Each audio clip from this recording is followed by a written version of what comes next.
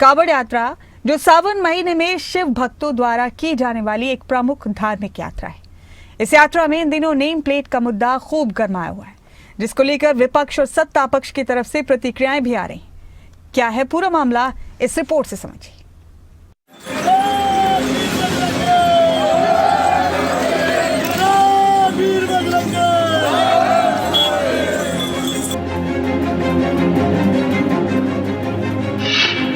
कावड़ यात्रा में पहचान पर विवाद, पहचान अभियान मचा घमासान। कावड़ मार्गों पर स्थित दुकानों पर मालिक की नेम प्लेट लगाने को लेकर एक बार फिर से विवाद शुरू हो गया है। मुजफ्फरनगर में एक ढाबे पर काम करने वाले तजमुल के खुद को गोपाल बताने पर जमकर हंगामा हो गया। वहीं कावड़ यात्रा नेम प्लेट विवाद का मामला एक बार फिर से सुप्रीम कोर्ट पहुंच गया है। पिछले साल सर्वोच्च अदालत ने इस मामले में यूपी सरकार के आदेश पर रोक लगा दी थी, जबकि इस साल आरोप है कि यूपी सरकार की बजाय हिंदू संगठनों के द्वारा यात्रा के रास्ते में आने वाली दुकानें, ढाबा और रेहड़ी पटरी मालिकों की पहचान को लेकर मनमानी गतिविधियां की जा रही हैं। इसके खिलाफ सर्वोच्च अदालत में आवेदन दायर हुआ है और ऐसे सभी गतिविधियों पर रोक लगाने का निर्देश यूपी, उत्तराखंड, दिल्ली और मध्य प्रदेश को जारी करने की मांग की गई है। वहीं इसको लेकर सियासत भी जारी है। सत्ता पक्ष और विपक्ष दोनों एक दूसरे पर आरोप लगा रहे हैं। देखिए, कांवड़ रूट के ऊपर सरकार के आदेश है कि नेम प्लेट लगाई जाए और मैं इससे सहमत भी हूँ।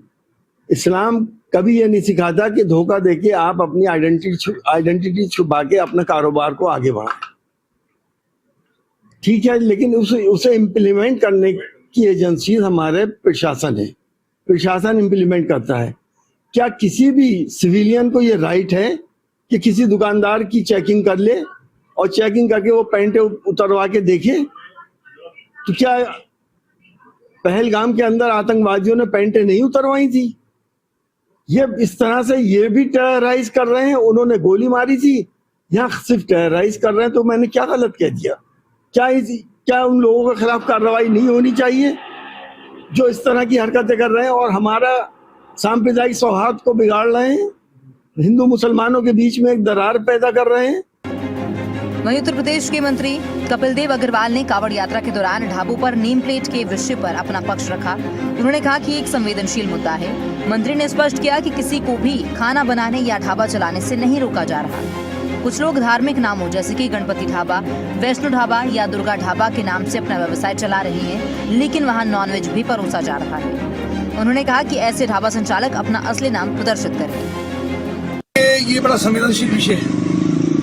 लोगों ने इसको पॉलिटिकल रंग दिया, हिंदू मुस्लिम का रंग दिया, पर यह भावनात्मक विषय है।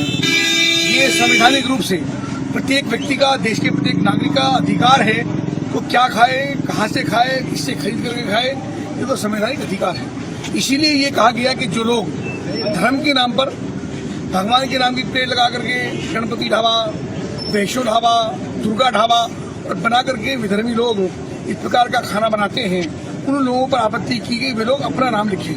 खाना बनाने में आपत्ति नहीं है, ढाबा चलाने में भी आपत्ति नहीं है, पर वे अपने नाम की पहचान रखें। अपने नाम से पहचान कर सके तो वो ढाबा चलाए, रेस्टोरेंट चलाए।